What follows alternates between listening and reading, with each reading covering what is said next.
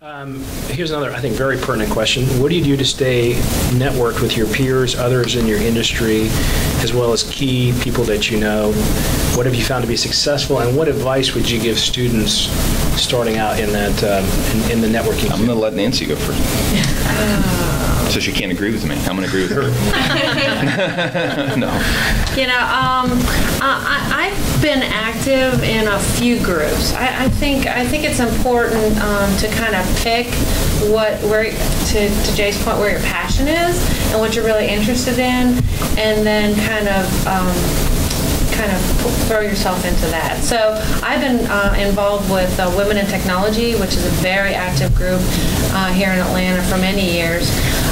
Been involved in that for many years, and you can kind of you know, as your career goes and as your life goes, you know, you can kind of ebb and flow these relationships as well, or these involvements, I should say, but the relationships stay, right? So it's really all about building those relationships. It truly, I can't tell you how many examples I can give you of people that have found the right opportunity for them if they were looking, or even if they weren't, based on just what their relationships were and who they knew. And so, you know, keeping in touch with your colleagues, joining industry groups that you really have passion in, but joining them for the right reasons, like I said, which is the passion for the group, and then you meet the people, and then that's how you form the real lasting relationships. I can give you another example. I got this job as a CIO from a colleague of mine that gave this job description to me.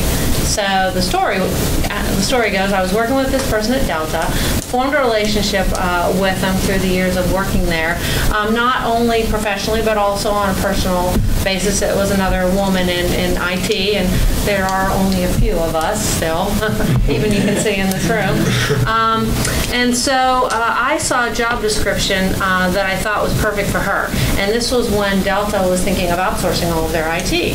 So we were all kind of looking, and we were all in the middle level senior management, and of course we would go first with any kind of outsourcing. So I forwarded this to her. I said, I think this is going to be perfect for you. You know, you fit perfect. She interviewed, took the job, moved to Memphis. 2 years later, I was still there, and Delta decided not to outsource everything, only a little bit, but then they decided to merge with Northwest. So same kind of thing came up. You know, everybody's kind of looking and scrambling, what are we going to do? And interestingly, a job description, this one, CIO for lease plan, came across her desk in Memphis. And she sent it to me and said, I really think this job would be perfect for you. You should. And so I started the process. I was thinking of staying with Delta, but it turned out to be a great opportunity and a good fit for both the company and me. So I ended up getting the job, and I'm really glad. But I would have never known about it if I wouldn't have formed this relationship. So that I could give you so many examples of people that get their jobs because of the relationships. And she wouldn't have done that had you not also been a very good employee or thought highly of you. That's a good point, yes. Yeah. You got to have kind of that basic. No, I totally agree with you. I mean, I think I've gotten my last, handful of jobs not through seeking them, but through somebody recruiting. And same as Nancy, stay active, in organizations, but to your point, do it with passion. I'm involved with the Georgia CIO Leadership Association, Women in Technology, though I'm not a woman, and the Tech Bridge, which is a great nonprofit here that provides technology resources to other smaller nonprofits. It's outstanding. Still involved with the university. Georgia State's going to be a great resource for you guys. Obviously there's the LinkedIns of the world and that kind of thing. LinkedIn is a nice tool to have, and everybody kind of just does it as a kind of a ticket to entry, but LinkedIn is not going to get you the CEO job. Nobody's going on LinkedIn saying, we need a new CIO. I'm going to start browsing. I mean, there are probably examples of that somewhere, but I will tell you that more often than not, it's, let me give Jim a call. I met him that one time, seemed like a sharp guy. Let me give Nancy a call. Nancy would be perfect for this. I mean, she was great. She'd be perfect. I'm willing to put my reputation on the line. And relationships like that don't always pay off immediately. You got to kind of nurture them. Lunch is here, maybe a quick cup of coffee, a phone call, email, how you been? Here's an article I saw, thought about you, those types of things. And they pay off eventually. And you learn a ton, even if it's not a job or whatever. These people are going to be thinking about you too and say, hey, I saw this article. And the fact that I can pick up the phone and call Nancy or call Dan, as a colleague and a friend, and ask them questions like, look, Dan, you guys are way ahead of us on VoIP. I'm running into some things. You got any advice?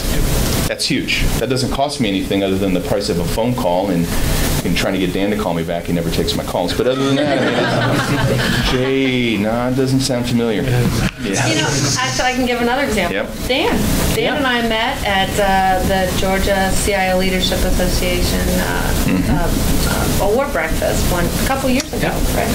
And that's how we met, and we kept in touch, and we had lunch, and then we kept running into each other because you do tend to see people at the same kind of events, as you get involved in things, and we've helped each other. Absolutely. To your point. I'll mention one thing that I agree.